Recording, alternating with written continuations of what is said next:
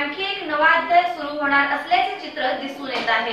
समाजकार्य, युवकांच्या भेटीगाठी यांच्या माध्यमातून जावळीच्या राजकारणात सक्रिय झालेल्या माथाडीचे नेते ऋषिकांत शिंदे तथा जावळीचे माजी आमदार शशिकांत शिंदे यांचे पुतणे सौरभ ऋषिकांत शिंदे राजकीय व सामाजिक कारकिर्दीत इनिंग गेल्या काही महिन्यांपासून सुरू झाल्याने जावळी तालुका युवकांमध्ये एक नवा उत्साह निर्माण झाला आहे।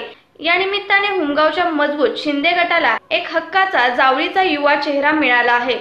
त्यामुळे सौरभ शिंदे यांना जावळी तालुक्यातील युवकांकडून पाठिंबा व साथ उद्याच्या एका मजबूत हक्काच्या नेतृत्वाची नांदी समजली जात आहे।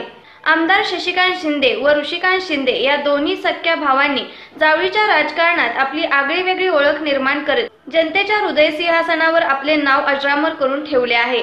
त्या धर्तीवर कोरेगावमध्ये राष्ट्रीय युवा अध्यक्षपदी तेजस शिंदे यांनी आपली राजकीय व सामाजिक कार्य सुरू ठेवत जनतेच्या मनात आपले स्थान मिळवण्यात यश प्राप्त केले आहे। तसेच जावळी तालुक्यात ही ऋषिकांत शिंदे यांचे सुपुत्र सौरभ शिंदे यांनी त्याच धर्तीवर आमदार शशिकांत शिंदे व ऋषिकांत शिंदे यांच्या जनसेवेची कास धरत आपल्या नव्या राजकीय व सामाजिक कार्याची इनिंग सुरू केली आहे। त्यामुळे जावळीच्या जनतेला व युवकांना जावळीतच हक्काचा युवा नेता म्हणून सौरभ शिंदेकडे पाहू लागले आहेत।